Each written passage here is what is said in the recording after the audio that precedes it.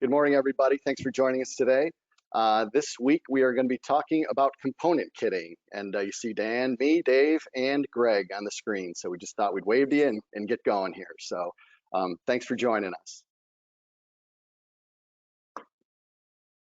So again, the topic is kitting. It's a little bit different than where we've been traditionally over the last several months, but we are going to get going. We do have another great group of attendees. Thanks for joining us.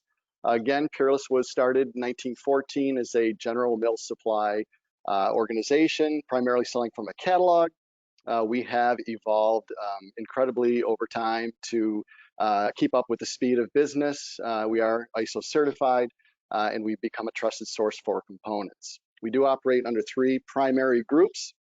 First one being the process team, primarily in the MRO environment. We also have our Procore team, which really does see a lot of the kitting within our organization. We do call on our work with OEMs and equipment builders and engineers. So Procore will be a major focus of today's presentation. We also have a high temp fabrication group. In there we do scientific surfaces, laboratory casework, and a bunch of high temp insulation product that we do mold to print. So again, the presenters, you saw a bunch of us up front. It's me, Dan, Greg. Chris Rudnicki is our outbound sales effort. Many of you hear from Chris regularly. And Diane Passanant is one of our application engineers. She spends most of her time buried in kits and working with our customers to develop kit documents. And Dave McKendry, the Prez, so he's with us here today as well. So thanks, we're gonna go ahead and get started. And I'm gonna turn this over to Dan Morgan briefly. Yep, thanks Kevin, and thank you again to everyone for joining us today. I'm going to take control here real quick and just share with you guys a couple of things. First one I wanted to share with you is just what you're seeing in front of you. So if you haven't joined us before, here's a quick look and introduction to the control panel that you're seeing within the webinar software. A couple of things you might want to use. This orange button lets you collapse this panel. You can also toggle in and out of full screen mode. Right here, which you may actually have to use for the polls that we'll be launching in just a second, so keep that in mind. Some audio settings right here, and then most importantly, we want you to focus in on this questions panel right here. So as we're working through this workshop, this presentation, if you have questions, comments, things you'd like us to discuss, please feel free to type out a question in that panel. I'll be keeping an eye on those things and then finding moments during the presentation to open that up to the group, to Kevin, discuss and get you any answers that you need. So another thing that you'll see that's not shown in this preview, but you'll notice a handouts panel also in the control panel. So there's 3 attachments there. If you click on those attachments, you can download those handouts, and we'll talk a little bit more about where those come into play later on in the presentation, but helpful in the discussion and framing of the kitting concept. So that was first. Right now, before we get into the meat of the presentation, we're just going to launch a couple of poll questions here. So we want to get your input. Here, I'll launch the first poll and then we'll discuss a little bit. So you should see now on your screen a poll question. Again, you might have to go out of full screen mode in order to click the selection. But yeah, we just want to get a little temperature of your familiarity with the kitting process, how you're currently utilizing it, if you're currently utilizing it, just to help us kind of tailor our discussion here today and drive where we want the conversation to go. So if you get a chance, please leave this one open for another couple of minutes, and then after we get a good chunk of the votes, which is coming up, I'll close it down and share the results with you guys. All right, so we got a good number of responses here. So let's take a look at the results. So yeah, it looks like somewhat even distribution between yes or maybe whether or not you're currently utilizing kitting anywhere within your production or maintenance process. So thank you for the participation on that one. And now one quick follow-up to that. So same process here. I'll launch the poll. You see it in front of you. So yeah, kitting is something that your organization, and then hopefully you can just choose the selection here that most closely applies to you. If you're doing it in-house, if you're utilizing an outside source, if there's maybe a combination of both, or again, if this is not something that you're currently utilizing at all. So we'll let this run for another minute or two, not a minute or two, a couple more seconds. Looks like a good chunk of you have already participated. All right, let's take a look at those results. So again, another distribution here, about 40% are using some form of kitting in-house. About half of you are utilizing a combination of both internal and outside sources. So cool, good distribution there, and helps us get an understanding of where everyone's currently at. So appreciate the participation. And lastly, before we get into the real meat, we're going to share a video that we have. Bear with us a little bit. It's a little bit pitchy, but we really do think it paints a good picture of our experience with the concept of kitting and how we sort of came about,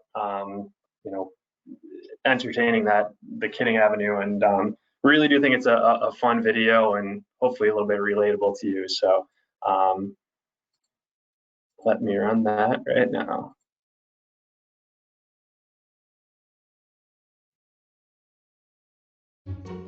Deadline day, the day the big project is scheduled to ship.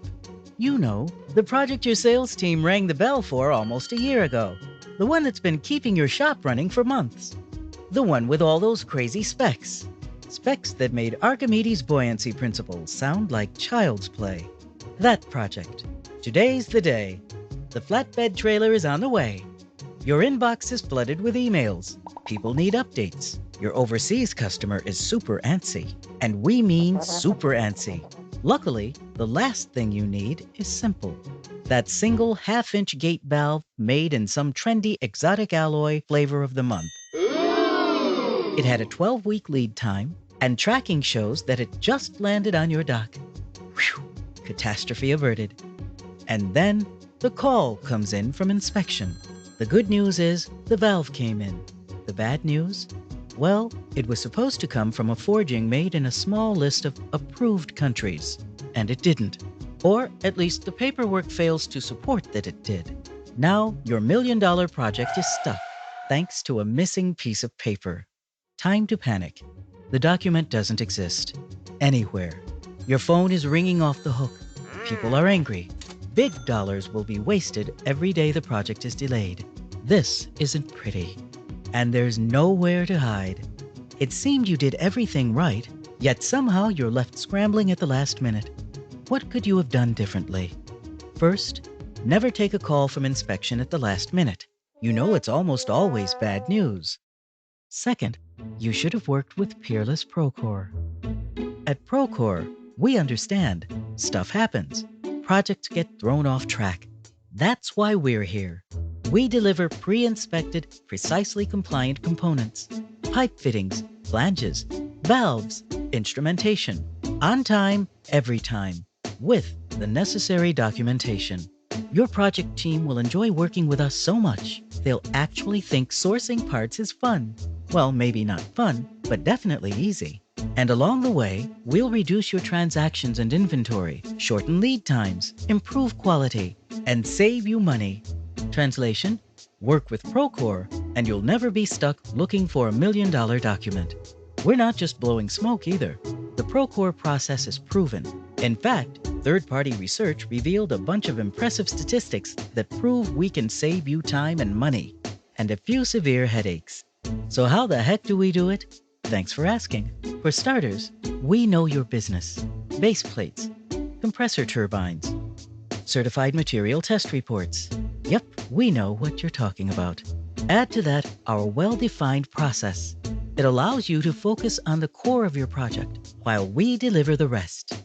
You know, the stuff that often takes up 90% of your time, but only represents 30% of the project value. That's the stuff we're talking about. Plus, our dedicated people go to great lengths to make sure you become a customer for life. We're not saying you'll fall in love with them, but you might fall in love with them. Long story short, we help you gain a competitive edge by keeping your projects on time and under budget with service and dedication that's second to none.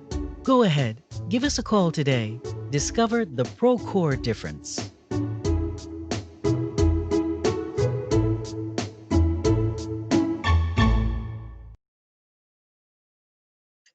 All right.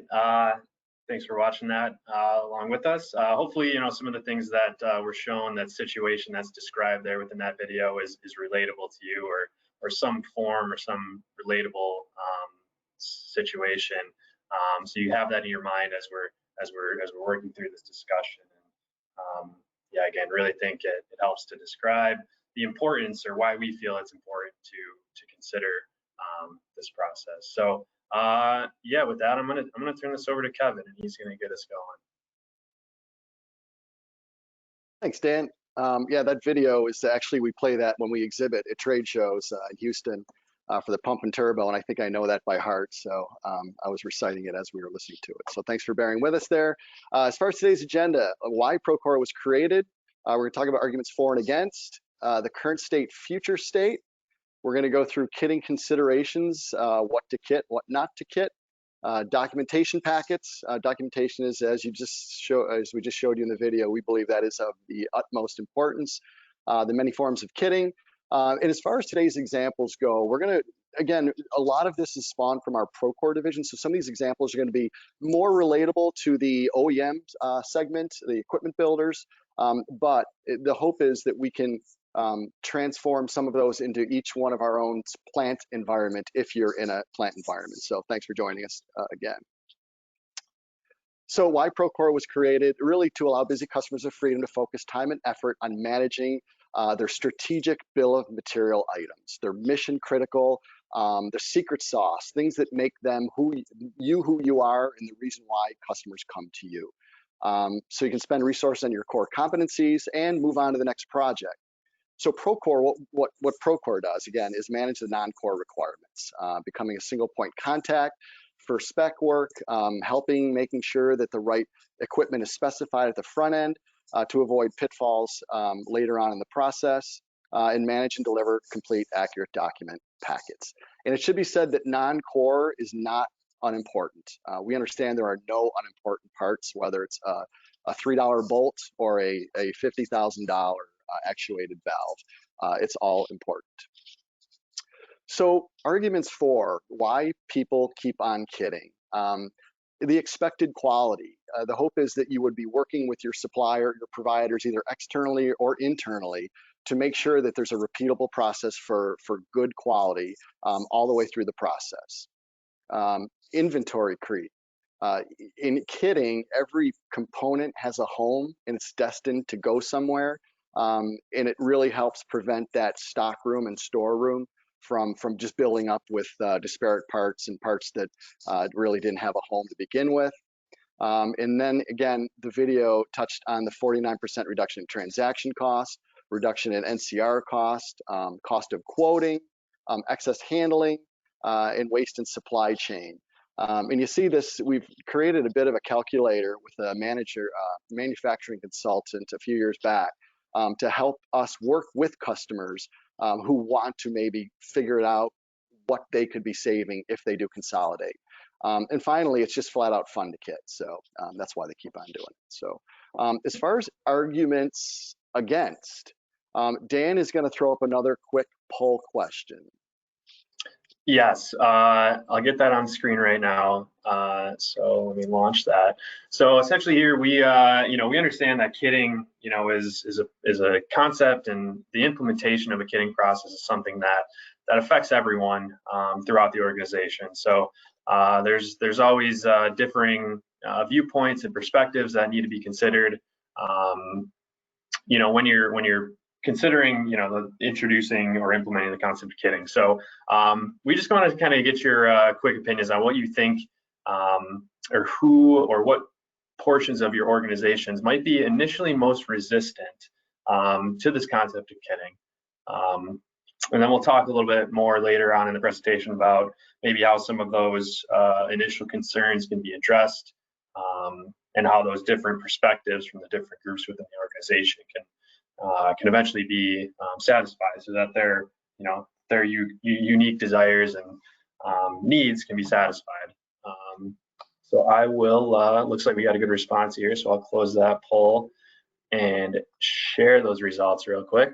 So it looks like a lot of you think project management and engineering might be most resistant, also receiving, which that makes sense. So on the flip side, we're going to launch a second poll here to, again, just get your take on who you think might be the most likely to embrace the concept of kitting. So we'll leave this one going again, and again, thanks for the participation in this.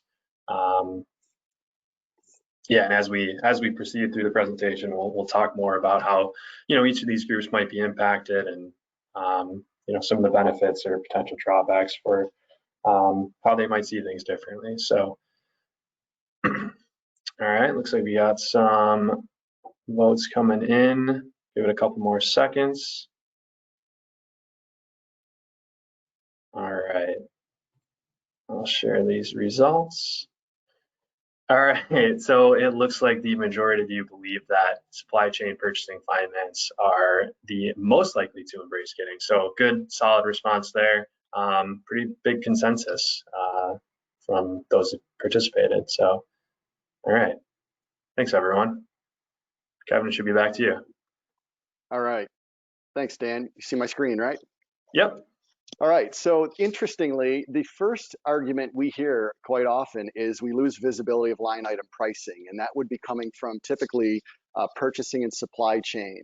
And granted, in a kitting operation, there are some added costs to it, but if it's done in a silo just within purchasing, it's not gonna have the luster that it needs. It really needs to be an organizational decision to show where that value is being captured elsewhere. So that is something we hear quite often. Our projects always change is another one. A lot of times people think kitting and there's a stack of kits on the shelf ready to deliver. Most of the kitting projects that we've been involved with, we never see that same unique kit again. A lot of it is very custom engineered, and we'll show you more about how some of those look later. What if something in the kit is on back order? That's something else we hear. Great, we got all these parts wrapped up into one kit. And you can't get something, now our entire kit is stuck. And this is just something where the communication has to be really strong. In every successful kitting program that we've been involved with, something that's just naturally manifested out of that is incredible communication with these folks. Our system will not allow us to roll up a bill of material into one master part. We've also heard this quite often, and we really can't help with that other than try to bring people within the organization together to figure out workarounds. And we have seen that as an initial argument against that we ended up converting obviously with their help. And again, that's my job. We hear that quite frequently, and sometimes it is the purchasing and supply chain. And we assure you, a successful kitting program isn't designed to take anyone's job.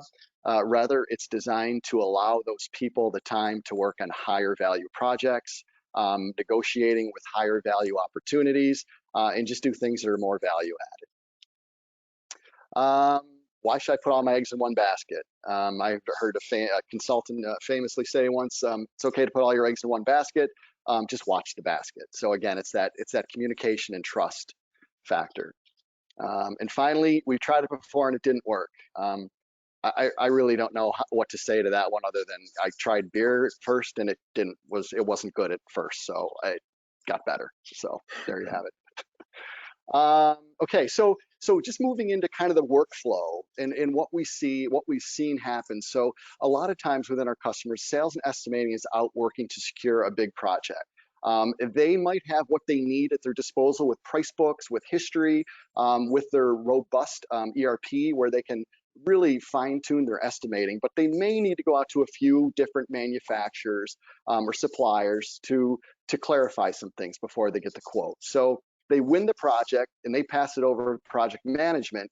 And now you have project management trying to, first of all, figure out what the heck sales did because, they're sales and I'm a sales guy, so I can say that with confidence. But they're now left to go out to many more manufacturers to really refine even additional facts, like what are they trying to do? What do we need to accomplish?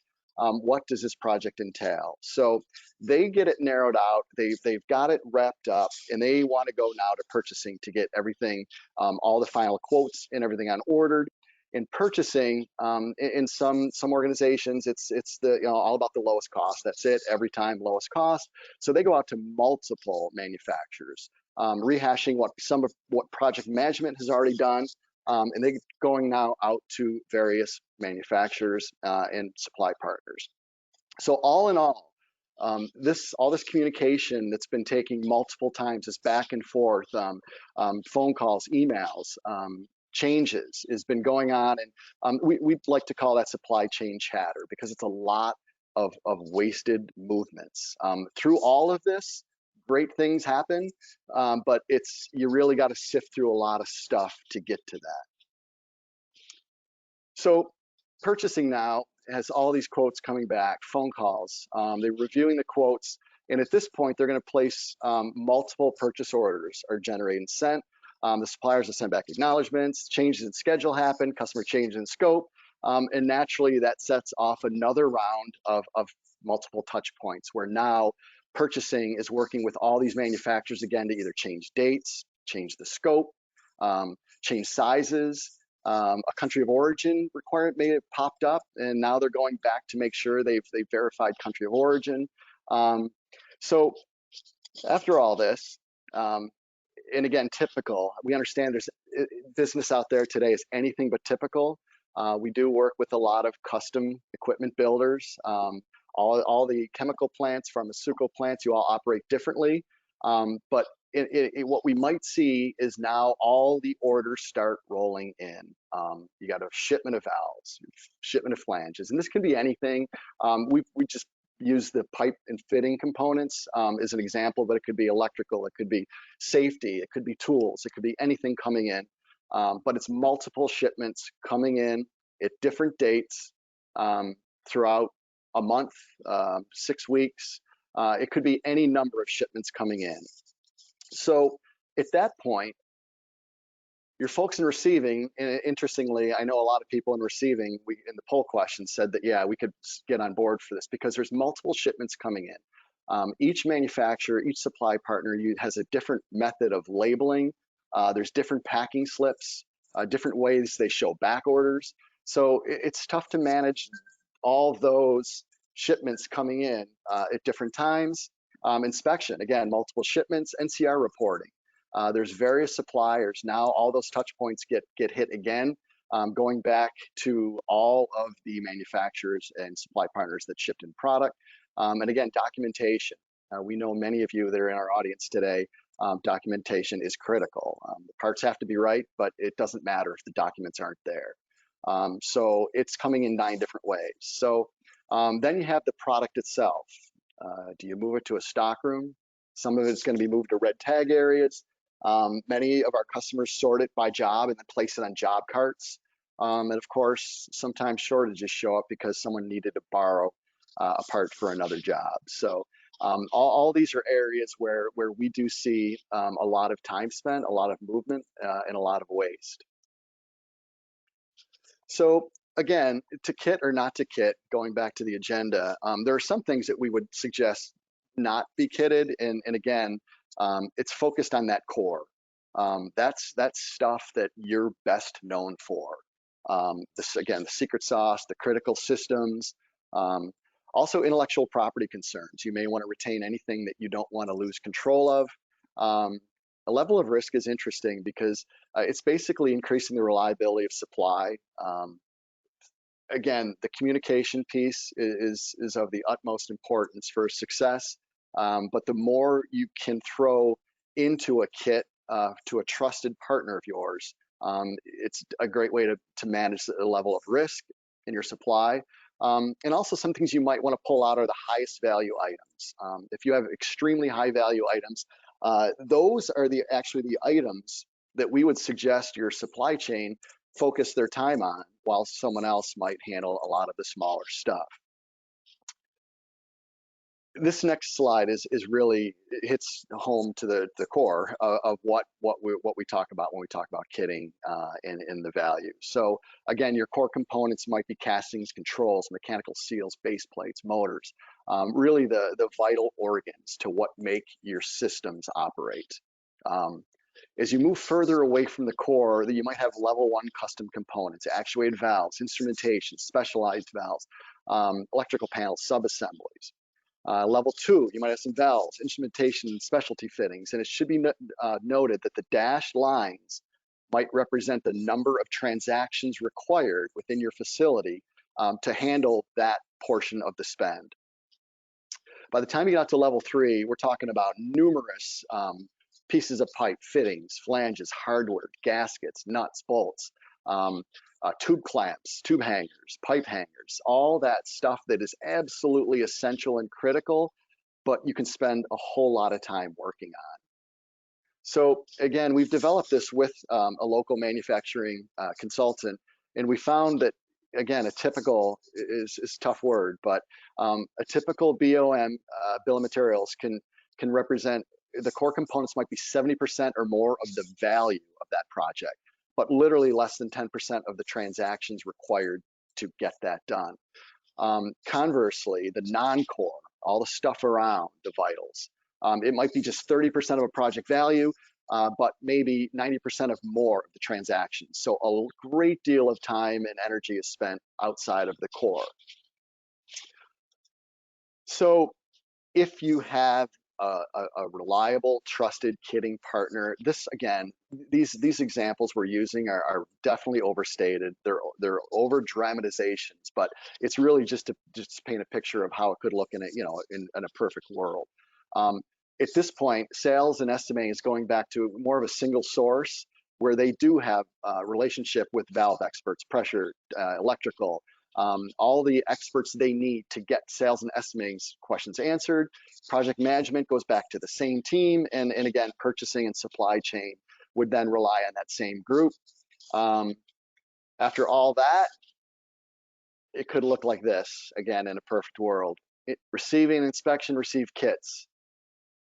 On one day, all the kits come in, and they're all destined for different work cells. So they're going right to the project. Some of our customers will inspect the kits when they arrive.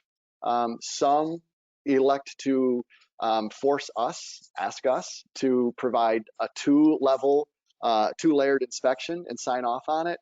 And then we include a certificate of conformance that states it's accurate. But many do just get them right to the work cell. And again, the importance of this is the criticality of this nature of this is they need to be accurate when they get to that work cell, because at that point there's someone there ready with the tools required to complete that job, whatever it is.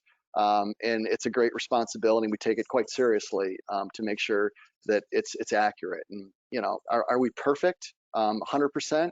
We strive to be, but situations do come up where changes were made or what have you. But it's all about how we react, and it's pretty impressive the way you have your supplier would need to react to fix something like that.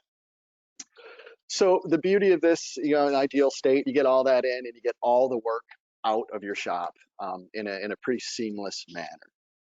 So that is again a perfect scenario. So this is just to show how some of the kits might look and what we see.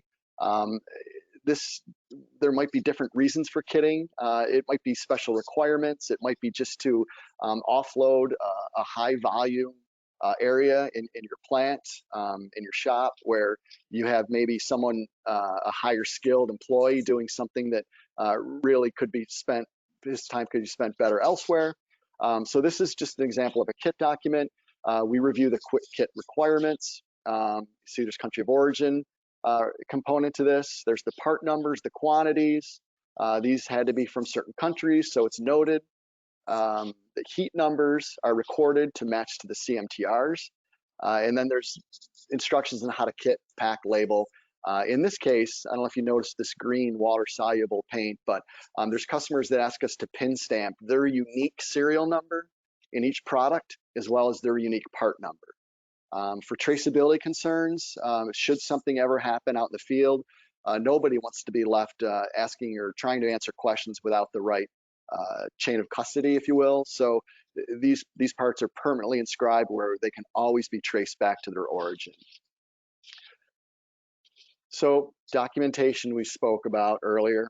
This too is we take it pretty seriously. We think there's a lot of people out there that hate dealing with documentation, and we think and hope that that could be a great competitive advantage if others hate it. We do take it seriously and are proud of the kit document packets that we sell or provide with the kit. It can, I don't know if there's anyone out there in document control quality. This takes a tremendous amount of time, and our folks do take pride in generating a quality document packet. And this one actually required PMI, so we work with a local partner to have the parts PMI'd before they got to our customer. And there's the certificate of conformance stating it's accurate. We do maintain documentation for years in perpetuity. Again, if anyone should ever come back and ask for a CMTR for something that we provided, it's up to us to be able to provide that to them. So kits come in many shapes and forms.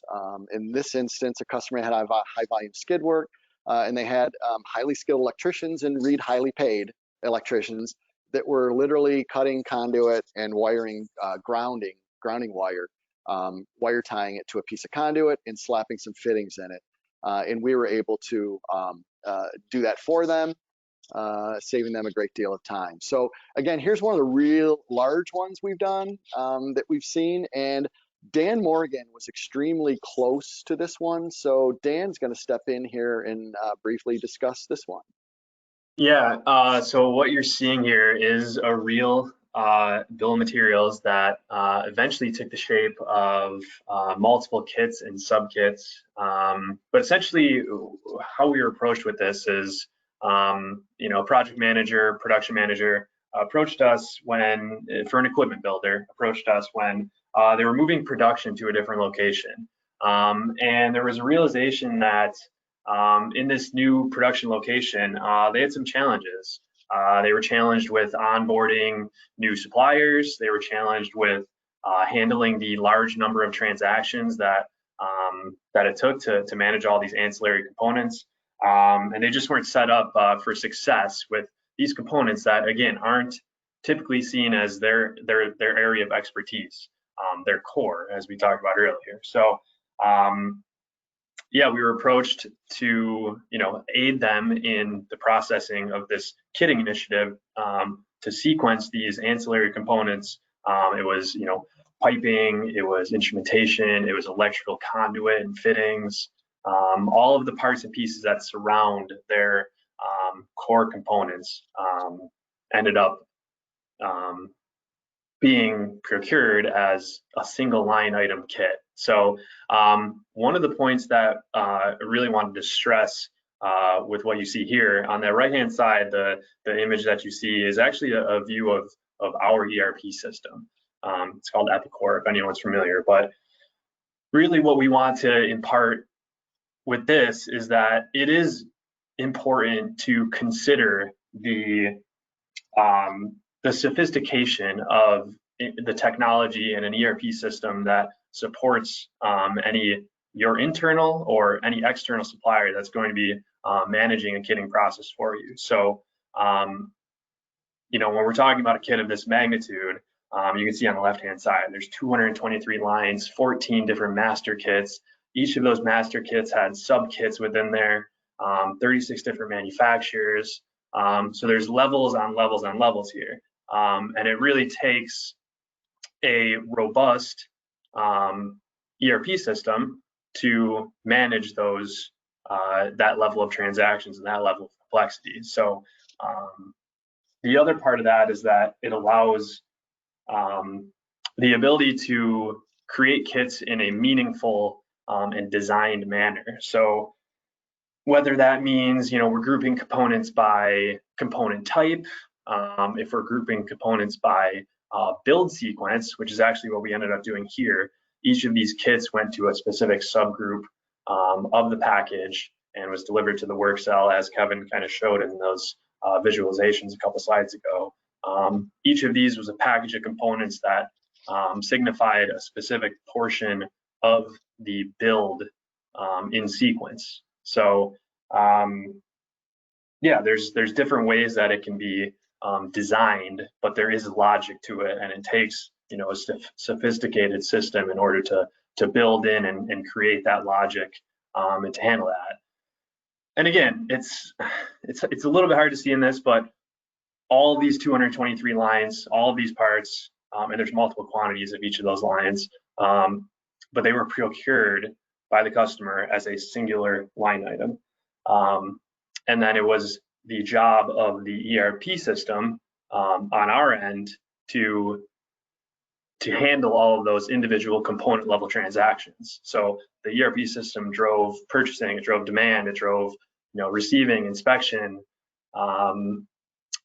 When the parts arrived, they were sent to specific locations for the kitting process to happen. So yeah, again, really just want to impart the knowledge or the point that it does, it's important to consider kind of the level of sophistication that might be needed to handle something of this magnitude or kitting in general. So yeah, this next slide shows the pictures on the left shows some of the final product that ended up being delivered as part of these kits. You can see there's some sub-assembly spool pieces, if you will, some fabricated items. I think that was a transmitter bracket. And again, one of those pictures shows a bunch of boxes sealed up. Each one of those had, a kit label on it, so that, when it got received at the customer's end, they knew exactly where it needed to be delivered, where all the parts were right in front of the operators or installers to be able to work on that portion of the build when it was needed. The other thing you see here in the background are some Excel files. So each one of those represents the individual kit level documents, if you will, or inspection sheets. We use those documents to actually run through the inspection, two-part inspection of each of these kits before they were shipped. So again, the level of complexity there.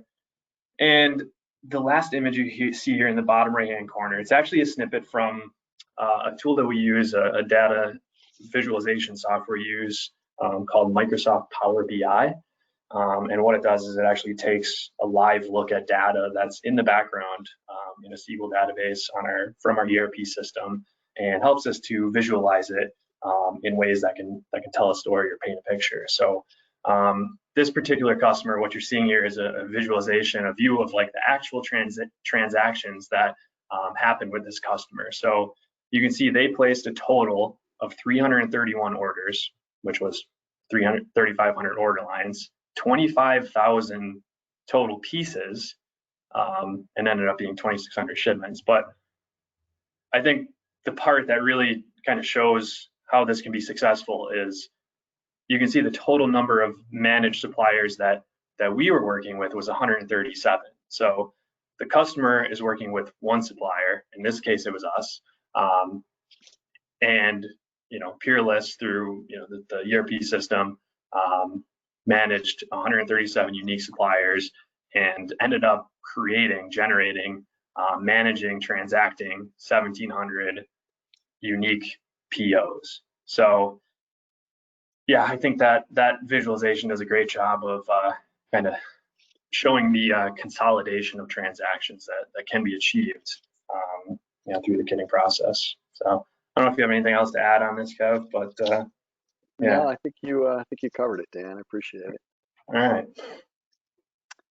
All right. So again, just to bring it back, there's so many ways to look for areas of kitting. I mean, this happened to be a shipping cover gaskets where one of our customers had just a pretty rough area where they had a lot of disparate parts. They had a lot of the metal gaskets themselves, but not a lot of the rubber, the bolts. So we consolidated into a kitting program for them. They asked for our help in this case, and we were doing a VMI with pizza boxes and shipping cover gasket kits from the small up to 12 inches. So just a unique way to have something done for them where they didn't have to deal with it. Safety kits we mentioned. We've mentioned tool kits, electrical, hose and fitting kits. And certainly something as basic as a safety kit to something as complex as some piping plans for mechanical seals. So there's no limit to the areas in a facility that can be looked at. Naturally, it takes some vetting out to figure out if it's right or not for within your organization. But again, remember, it's fun to kit, so it's worth a look. So really, in summary, it's our hope here that if we didn't necessarily train you today, like I was asked if I want to train on kitting, and I'll tell you, I'm sure it comes through. We've been kitting for quite a long time. It's allowed us to add people, to change our processes, to really do some things that we seem to believe are more important in the marketplace. So we hope there's something here that might have sparked an idea where it may benefit you internally.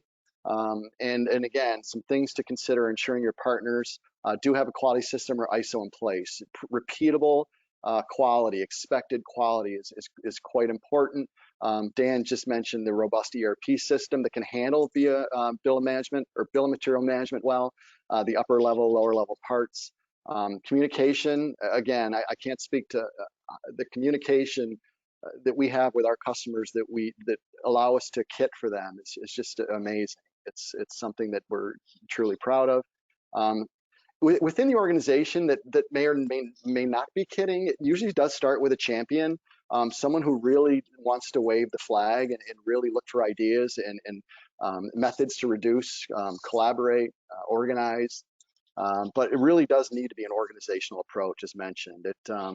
It's pretty important that it's not just one vertical within an organization that's trying to do it, because it really does affect so many different places within a plant, in the plant environment. So again, we have this concept of starting small and growing. So it can be very, very little at first and work from there. So I don't know that there's been any questions. I know I'm a little bit high energy. I like to talk pretty fast, and I apologize for that. But really, we don't have anything more.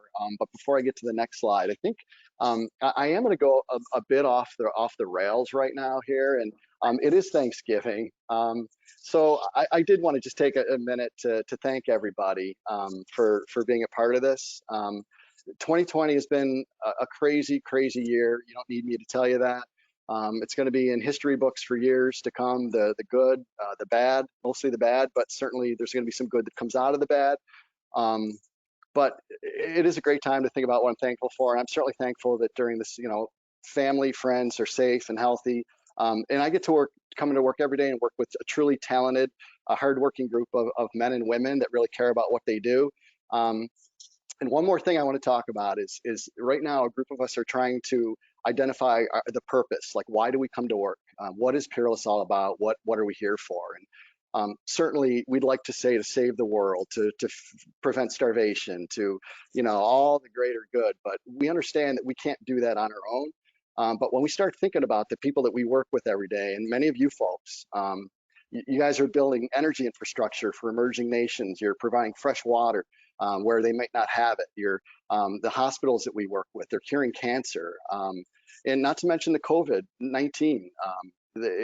We're supporting pharmaceutical companies. Some of you are there with us today. So we thank you so much for the opportunity to play the critical role in what you're doing every day. And it makes us feel that much better about what we do. So it turns out we do have a great purpose, and you folks allow us to do that every day. So thank you for that. I hope you have a great Thanksgiving yourselves. So I'm going to move on real quick. The following week, next week is Thanksgiving. There will be no session, but the following week will be reading electrical schematics, and we have Allied Circuits back. They were with us for some area classification work some time ago, but they will be here in 2 weeks for helping with the electrical schematics. So thank you very much again.